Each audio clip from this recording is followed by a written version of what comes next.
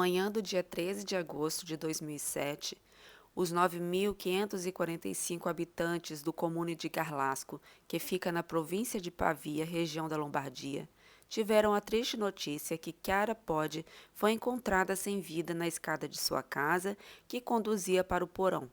Seu corpo estava em uma poça de líquido vermelho. Ela tinha sido atingida com um objeto contundente. Parecia ser um martelo, mas a arma do crime nunca foi encontrada. Olá, bem-vindos ao canal. Uma vez por semana eu conto histórias de crimes reais, principalmente ocorridos na Itália, mas de outros países também. Vamos para o caso de hoje. Chiara Podi nasceu em 1981 no comune de Vigevano, que fica situado a uns 17 quilômetros de distância de Garlasco, onde ela vivia com seus pais e irmão. Na época dos fatos, ela tinha 26 anos, era formada em Economia e Comércio e trabalhava para uma empresa de contabilidade em Milão. Ela tinha um rosto angélico, um sorriso que não escondia sua timidez inata e um olhar doce como o de uma criança. Era o orgulho de seus pais, a primeira na família a se formar na faculdade com o máximo dos pontos. Naquela manhã, Chiara estava sozinha em casa, pois seus pais Rita Preda, Giuseppe Podi e seu irmão 7 anos mais novo Marco estavam viajando de férias. O corpo foi encontrado por seu namorado Alberto Stasi, 2 anos mais novo que ela. Segundo os investigadores, ela conhecia o assassino, tendo-lhe aberto a porta de pijama e de forma espontânea, e não foram detectados sinais de um arrombamento no interior da casa. As suspeitas imediatamente se concentraram no namorado, devido à limpeza excessiva de seus sapatos, como se ele tivesse limpado ou trocado depois de caminhar no chão manchado de líquido vermelho, no qual deveria ter pelo menos se sujado minimamente ao caminhar por lá em busca de sua namorada. Além da ausência de líquido vermelho nas roupas e de algumas inconsistências em sua história. Alberto foi preso em 24 de setembro de 2007, por ordem do Ministério Público, mas libertado 4 dias depois pela juíza de investigações preliminares, Giulia Pravon, por falta de provas. De acordo com o álibi fornecido por Alberto, ele estava trabalhando no computador na manhã do crime, redigindo sua tese de graduação. O computador foi entregue à polícia no dia seguinte. Algumas operações inapropriadas dos investigadores, porém, teriam alterado e apagado os acessos à memória de armazenamento do computador. Somente graças a um conhecimento de TI muito mais aprofundado, foi verificado que Alberto usou o dispositivo das 9h35 ao 12h20. No entanto, isso não esclarece o que aconteceu na janela de tempo de 23 minutos a partir das 9h12, horário em que se soube que Chiara certamente desativou o alarme antifurto da casa, última prova de existência dela viva, até as 9h35, o momento em que o Alberto certamente estava na frente do computador. Os sapatos que Alberto estava usando quando entrou na casa e percorreu os corredores manchados até a descoberta do corpo foram analisados com laudo forense em 2007 e não pareciam conter o menor vestígio de líquido vermelho. O mesmo se afirma sobre o tapete do carro com o qual ele foi até a casa e saiu após a descoberta do crime. Pela hipótese acusatória, Alberto não teria efetivamente entrado na casa para descobrir o crime, crime do qual ele já tinha conhecimento, porque teria sido ele quem o cometeu. A defesa, em vez disso, argumentou que ele entrou na casa evitando as poças do líquido vermelho e que, devido ao tempo decorrido desde o crime, os pequenos respingos do líquido que estavam espalhados pelo chão já haviam secado e que os pequenos resíduos nos sapatos teriam sido eliminados em contato com a grama molhada do jardim. Algumas partículas do DNA da vítima foram encontradas já em 2007 no tapete que Alberto utilizou, mas não havia certeza se eram de líquido vermelho e foram descartadas. Mas, de acordo com novas análises, pelo menos os vestígios do tapete eram de líquido vermelho. Duas testemunhas consideradas confiáveis notaram naquela manhã, por volta das 9h30, uma bicicleta preta feminina encostada no muro da casa de Chiara, que foi imediatamente ligada ao autor do crime. Alberto possuía uma bicicleta masculina vinho, que foi imediatamente apreendida. Vestígios biológicos de Chiara, embora não de líquido vermelho, foram encontrados nos pedais desta bicicleta. Alberto também tinha à sua disposição uma bicicleta feminina preta que pertencia à sua família, que foi vista pelo marechal Francesco Marchetto, mas não foi apreendida, por ser considerada incompatível com a descrição que as testemunhas deram.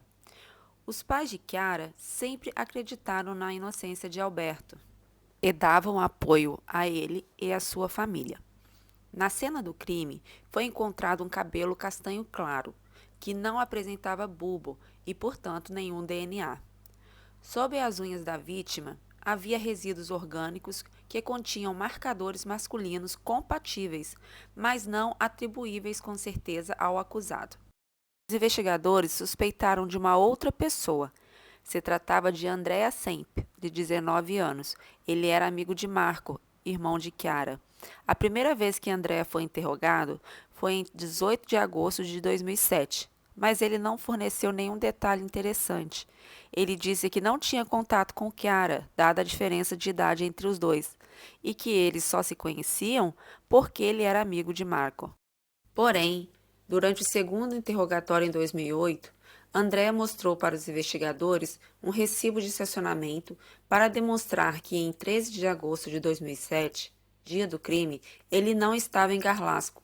Ele guardou o recibo por 14 meses e descreveu toda a sua jornada daquele dia.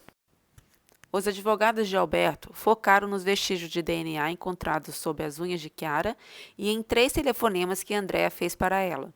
3 chamadas telefônicas muito curtas que partiram do celular de Andrea, com durações de 10, 2 e 21 segundos, nos dias 4, 7 e 8 de agosto de 2007, para a casa da família Pod. Por que Andrea telefonaria para a casa da família nos dias 7 e 8, sendo que dia 5 Marco estava de férias com seus pais?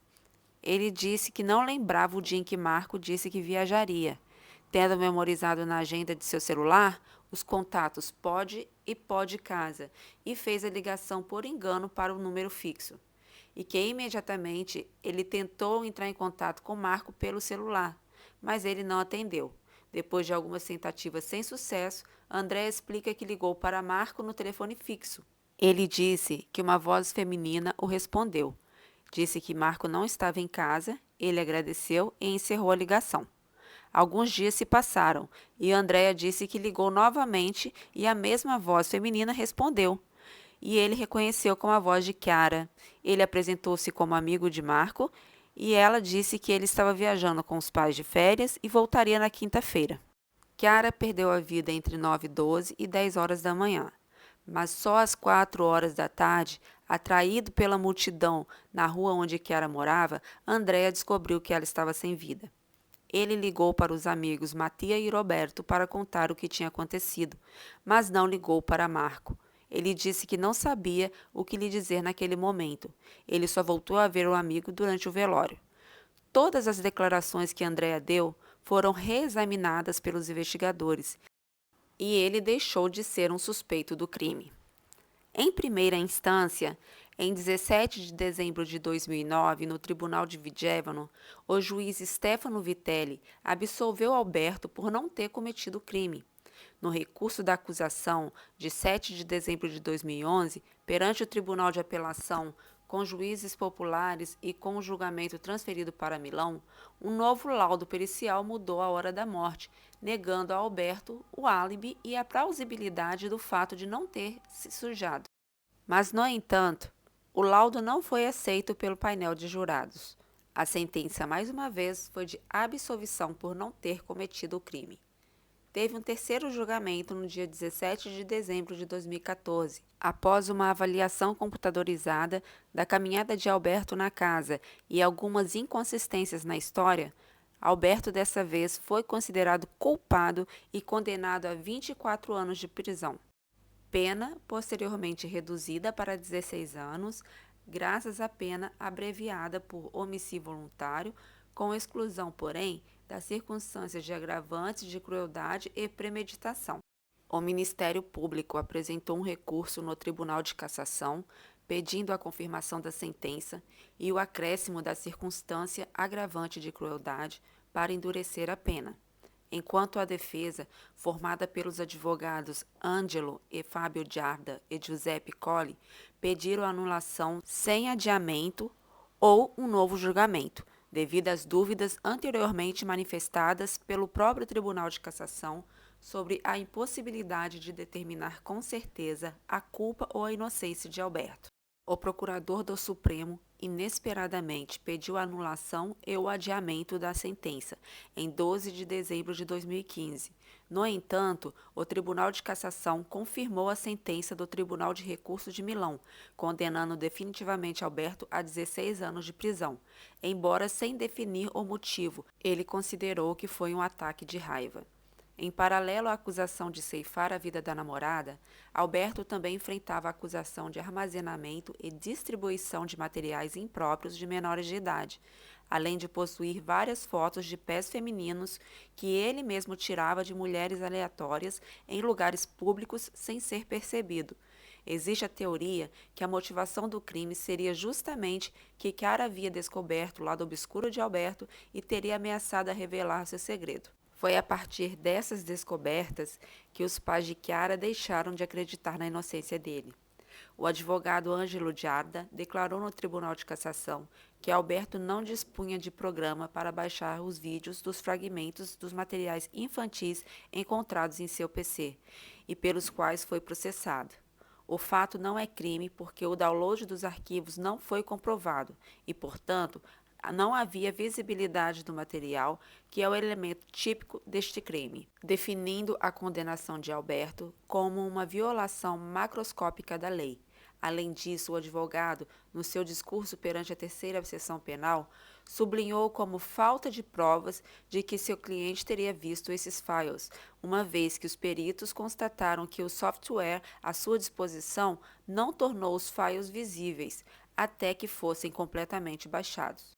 No PC de Alberto, não tinha o programa iMeal, mas sim o programa Morpheus, que não servia para download. Além disso, o advogado observou que o laudo pericial nem sequer conseguiu comprovar o conhecimento das palavras-chave utilizadas para identificar os fragmentos.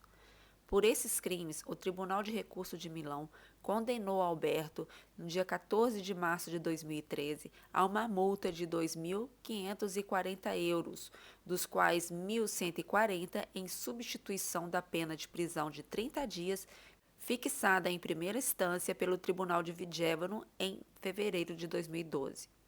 O delito de Garlasco, como ficou conhecido esse caso, foi um dos mais mediáticos dos anos 2000. Paula Capa, prima de Chiara, deixou um buquê de flores e uma foto como homenagem na frente da casa da prima. Na foto, tinha a imagem dela junto com sua irmã gêmea Estefânia e Chiara. Ela disse para uma revista que aquela foto foi tirada em 2002, 5 anos antes do crime, quando elas passaram a única férias juntas na casa de uma tia delas, que morava no comune de Luano, província de Savona, na região da Ligúria.